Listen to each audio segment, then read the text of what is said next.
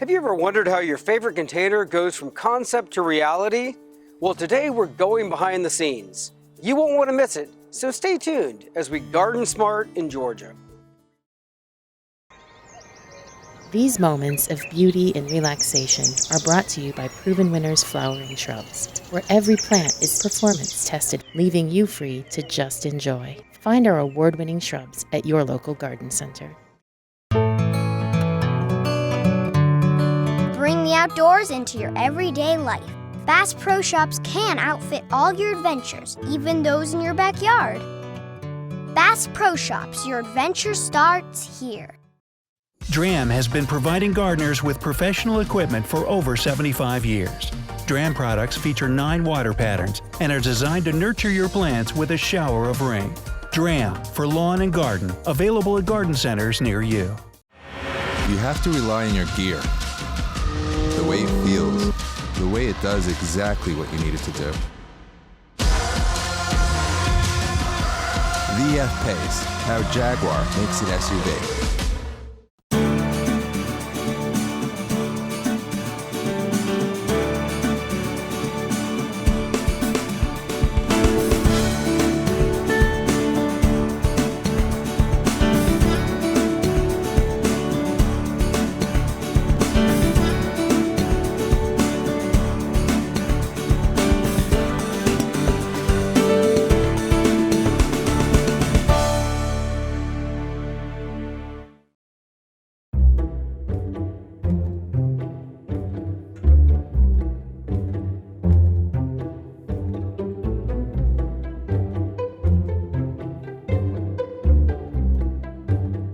Container gardening dates back thousands of years as our ancestors sought to bring their favorite edible and ornamental plants closer to home and provide desirable plants a hospitable environment to thrive.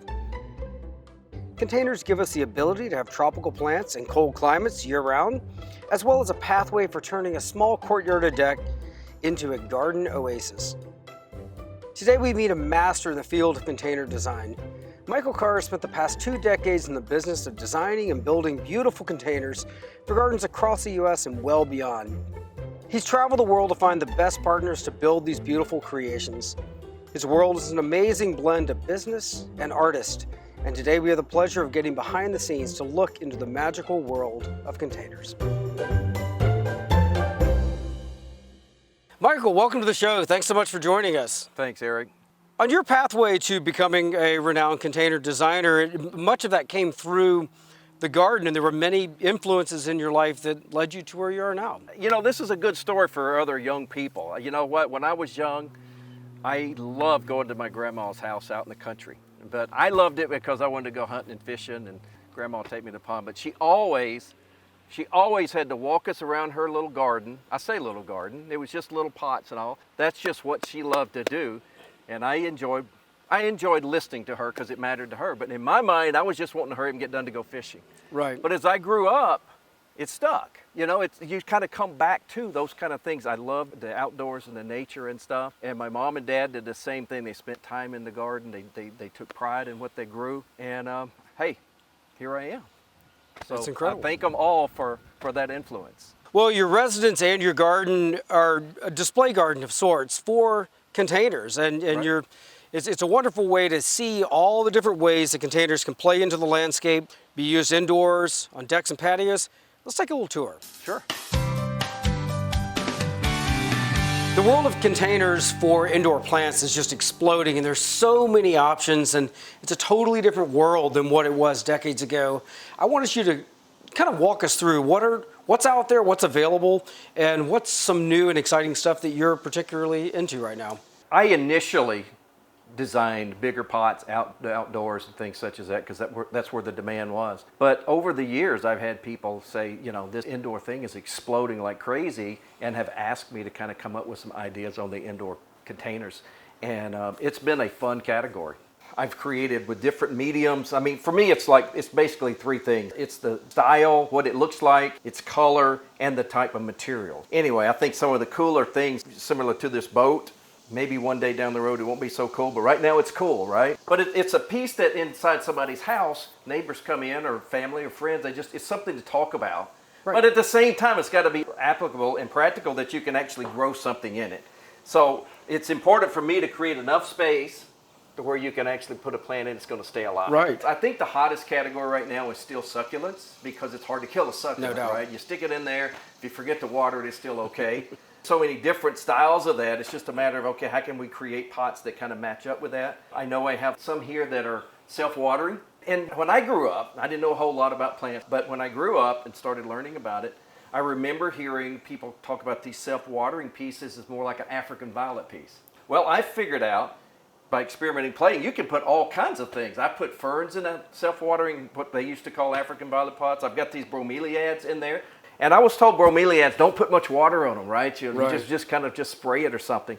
But I found out these have been in pots for probably 7 months now. Yeah, just keep a little water in them. Anyway, it's fun to play with it. I can do colors, I can do different materials. Like for instance, this is kind of a light cement. Got mirrors and things built in just to give it some kind of interesting look. So you're either matching up kind of a home decor or just kind of create something different. It's fun. Yeah, it's a fun category. It makes sense. And it's something you can do when you can't go outside. Right, and for many people, they don't have large gardens. And so, we're dealing with the garden now is either moved indoors with indoor plants, or it's moved into small patios. And so it certainly makes sense from a horticultural standpoint that this is where the garden for many people is happening. And it's fun to see the world of containers, recognizing that and offering significant new opportunities. You're right. This is a category that's really exploding right now.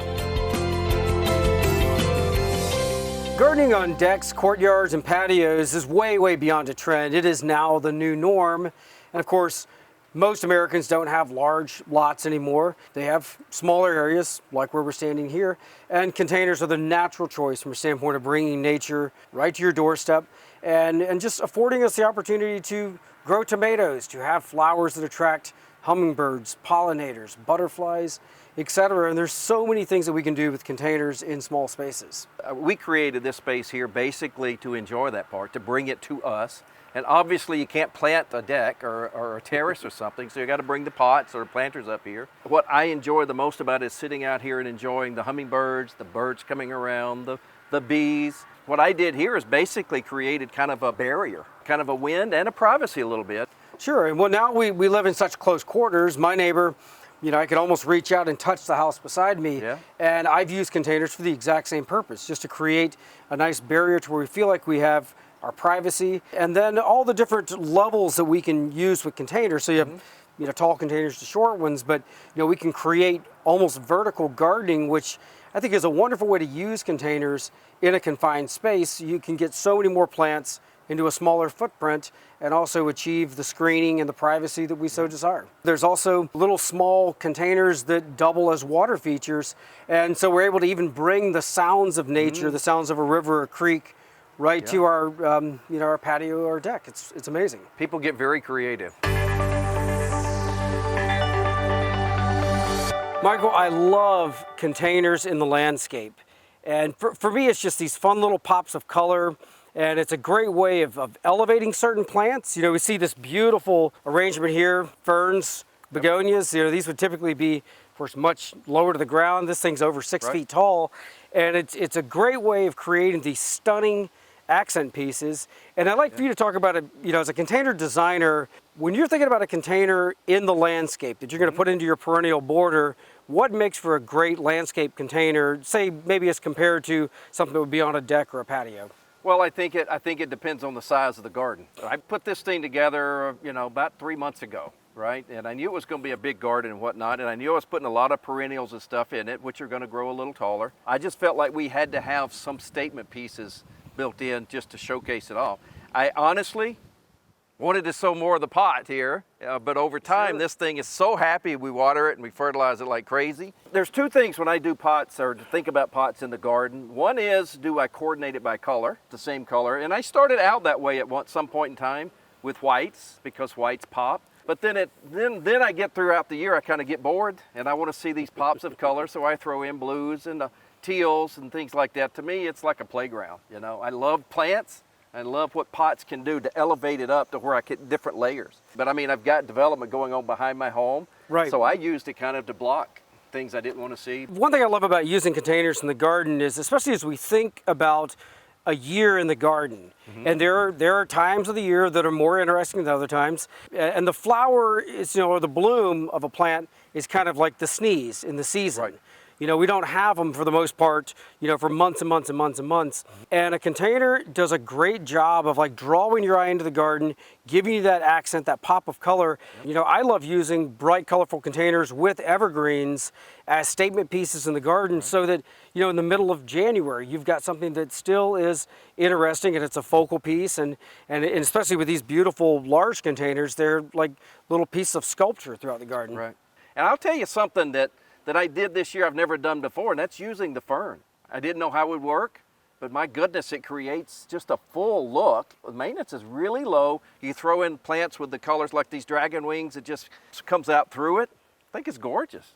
Let's talk about the plants a little bit too, because not every plant is ideal for a container. You could pretty much grow anything in a container that you wanted to. In terms of, say, a perennial border, wide open space, and sprinkling containers throughout the garden, what are some plants that you've used in containers that you're particularly fond of or you feel like are, do particularly well in containers? I just love dragonwing begonias. Right. I love purple fountain grass, things that would just fill it up. To me, they get better and better as the year goes along. Those are some of the fun ones I like to do. I also like to put some hydrangeas and stuff in it, again, to get some height. And then you can play around with all the different annuals and stuff throughout the year. And one thing I think we ought to bear in mind with containers is it's not the same growing environment as a plant that's in the ground. A plant that is planted in soil has got a much larger reservoir for water, for nutrition. When we look at container plants, and especially something like this begonia that's going to require a fair amount of water, they're going to be more successful if your irrigation situation is more regular. And if you don't have a good irrigation scenario, you probably want to look for plants in containers that are more like succulents or have lower watering requirements. Right. And then maybe the things that have higher watering requirements, put those in the ground if you're in a situation where you're mostly having to hand water.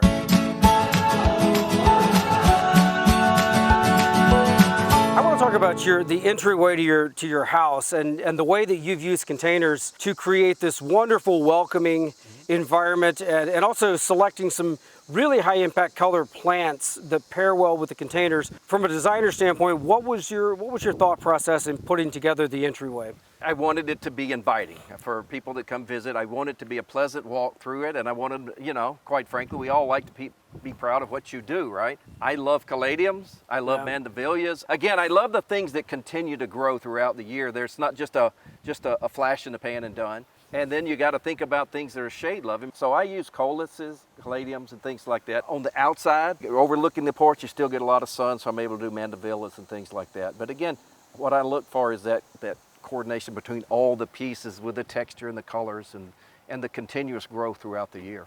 Yeah, not unlike a patio planting, it's a great way to have a high concentration of a lot of interest, introduce some more vertical elements, and you're creating kind of this nice little private enclosed area that welcomes people into your living space. I think it's very well done. The most important, and probably everybody knows it, right? But the most important thing is to make sure it gets watered, irrigated, however you want to do it. The drip system, a pot with a water reservoir, self-watering, something, because I think that's where, in my past, is where I've messed up the most. You take care of it, and then a week later, you're gone, you go on vacation, and it just dies, It's such a heartbreaking thing. So make sure you plan for the irrigation. Right, I think a green thumb is really understanding that water is the most important nutrient by far. Especially watering late in the evening. The plant going through the night dry is particularly damaging, where a lot of photosynthesis too happens, when it's dark. And so, looking at your plant in the morning, looking at your plant in the evening before you go to bed, and just kind of gauging where it is from a water standpoint, that really is the key to success. Yeah, I'm learning things from you right now. Thank you for that. Awesome.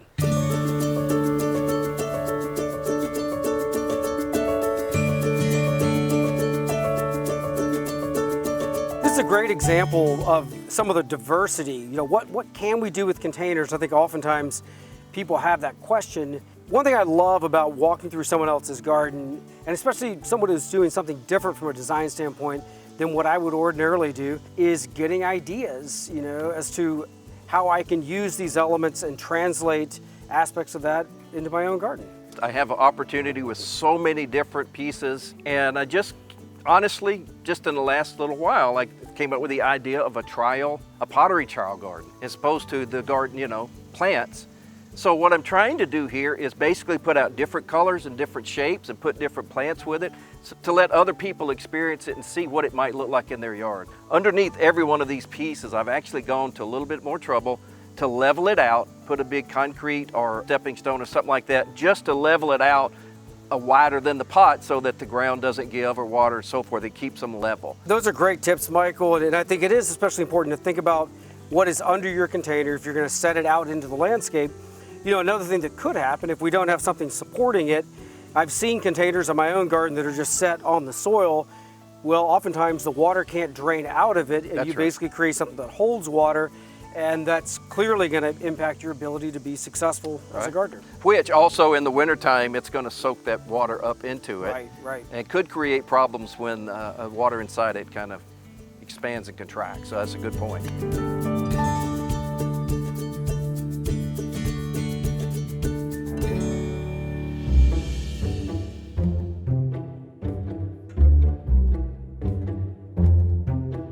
Michael, another great way to use containers is to breathe new life into a space. And so here's an example of a patio that had a couple of containers that, in the case of this gardenia, was in a plastic pot.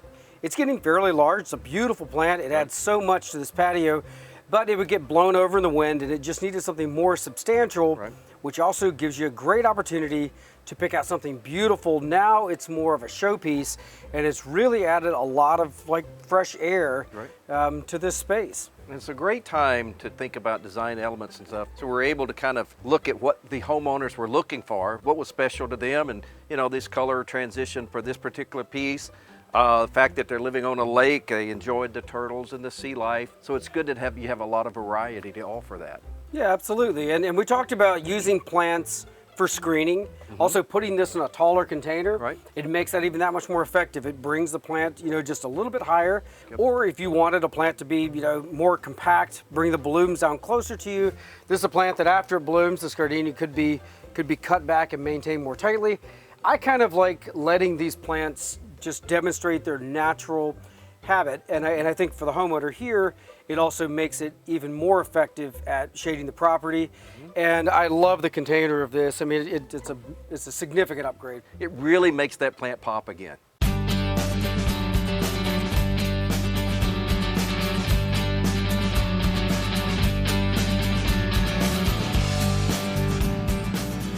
Michael, as we were just discussing, containers do an amazing job of brightening up dull spaces, whether they're in the garden, on the patio. This was kind of a dead space that, you know, was a little tired, a little dark, and it really needed some new energy, and I think these containers have definitely accomplished that.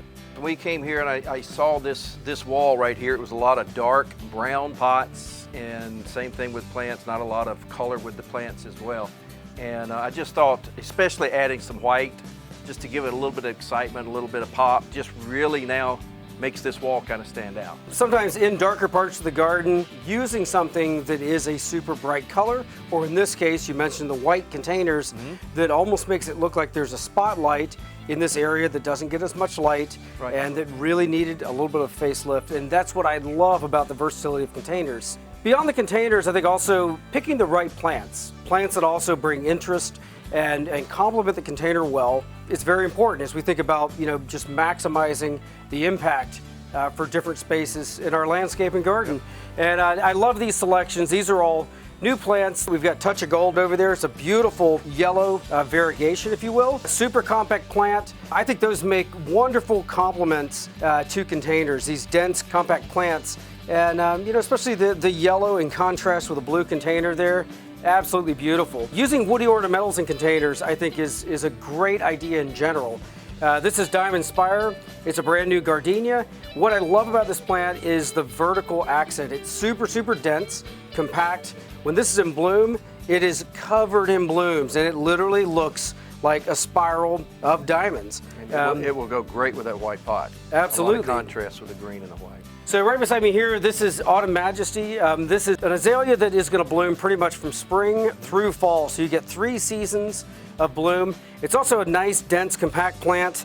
And of course, once again, these pink to fuchsia blooms in contrast with this blue container, really, really nice contrast. And it's a great selection. Azaleas, as you know well, are wonderful in containers. Super, super durable plants. And I think this is a great fit. Yep. So early wonder over here, I love camellias, especially in shady areas. Look at the plants that have been selected for here. These are plants that can work really well in shade. Early wonder is going to be like a fall-ish bloomer. Yeah. Most camellias are going to be pushed out into like midwinter or even into like, February or so, depending upon whether or not it's a Sasanqua or a Japonicus. It's got more of the traditional big pink double bloom, which is one of my favorites. It reminds me of the beautiful camellias that would be in my grandmother's garden. And this is a super durable plant too. It's gonna last for years and years and years. Of course, the pink and the blue, great combinations. These are all great container plants. I think it also demonstrates what woody ornamentals can do in containers. We think about oftentimes, perennials, annuals, ornamental grasses. But for my part, I think that woody ornamentals in containers, it's a natural fit. So Eric, when we came here first, there were some very large pots, but they were more lateral rather than vertical. This home here, I look at it so tall, I just felt like we needed to take those away, put something vertical here and grow up, just to add to accent. These are the pieces I picked, and I think I like the color. I like the texture with what I call a volcanic finish. Yeah, that's part of good design is thinking about what is the architectural purpose of what we're using. And so also I love like the vertical accent plants. This is Senecio skyscraper, really a wonderful evergreen succulent plant. Right. And also with this ground cover rose, I love ground cover roses. It's a breeze, it's a new one that's a really, really dark red. And one thing that's great about this particular pairing, these are both plants that don't require a lot of water. This part of the house gets a lot more sun, and so they're extremely well paired to be in a container together. What you don't want is a plant that requires a lot of water and a plant that doesn't take much water at all in the container together. And also you see the kind of the mirroring with this like glaucous, almost blue foliage that really works with the color of this container. And I love that kind of, mimicry, if you will, between the colors in the plants and the container when you can kind of tie them together that way. Or use high contrast, and we see here's Touch of Gold, and with this beautiful turquoise color, almost looks like the ocean. And once again, the gold and the blue. So you're using either contrasting colors like that, or colors that are comparable. One of the questions we get from viewers all the time, especially with regards to large containers, is what is the correct way of basically setting the container up for success? And I just want to mention a few tips I think will really help people have more success with containers. What I like to do is to put a piece of screen in the bottom of the container that basically just keeps our potting mix from coming out the bottom of the hole. And also, you don't need this volume of soil in a container. The root systems on most plants, they're not going to travel 3 feet down. In many cases, the root systems on plants are going to be in the top, 8 to maybe 12 inches. If they're quite stressed, maybe they go down a little bit deeper, but this is a really, really vertical planter. And what I like to do is fill it up as much as a third or even more with gravel, or I like to use those packing peanuts. Of course, they don't typically break down, and it's a great way to upcycle the packing peanuts, and it also makes your container a little bit lighter if you're going to move it around. So in a container like this, you put your screen in the bottom. I'd run packing peanuts up to about right there, and then you fill the rest of it in with a potting mix. And that's really important, isn't it, right? Yes. When we think about a premium potting mix, there's 3 things we think about: air holding, water holding, nutrient holding capacity. And in some cases, it makes sense to also have the moisture retention crystals. If you're not able to water your plants all the time, those can definitely help out. And then I would also recommend a slow release fertilizer, either in your potting mix or, of course, on the surface of the soil as you're planting your plants. Many of those can last for 4 to 6 or even 8 months, and it really helps you out from the get-go. So the media matters enormously, so don't skimp on that if you want to have a beautiful container. It is important. You got it. Michael, thank you so much for spending the day with us. We've learned so much from you. It's always a pleasure having you on the show. Thanks again. Well, it's been a pleasure.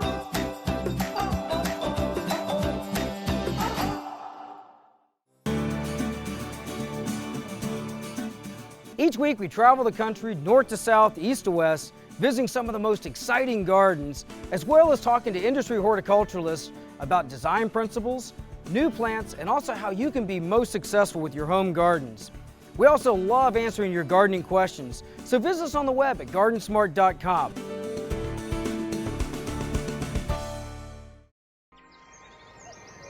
These moments of beauty and relaxation are brought to you by Proven Winners Flowering Shrubs, where every plant is performance tested, leaving you free to just enjoy. Find our award-winning shrubs at your local garden center. Bring the outdoors into your everyday life. Bass Pro Shops can outfit all your adventures, even those in your backyard. Bass Pro Shops, your adventure starts here. DRAM has been providing gardeners with professional equipment for over 75 years. DRAM products feature 9 water patterns and are designed to nurture your plants with a shower of rain. DRAM for lawn and garden, available at garden centers near you. You have to rely on your gear. The way it feels, the way it does exactly what you need it to do. The F-Pace, how Jaguar makes it SUV. The marriage of great design and superior materials yields a container that will last for generations. If you have questions about anything you've seen, visit us on the web at GardenSMART.com. You can also find us on Facebook and Instagram. And remember, even if you're a master gardener, there's always more to learn. So join us next week for more great gardening tips and ideas as we garden smart.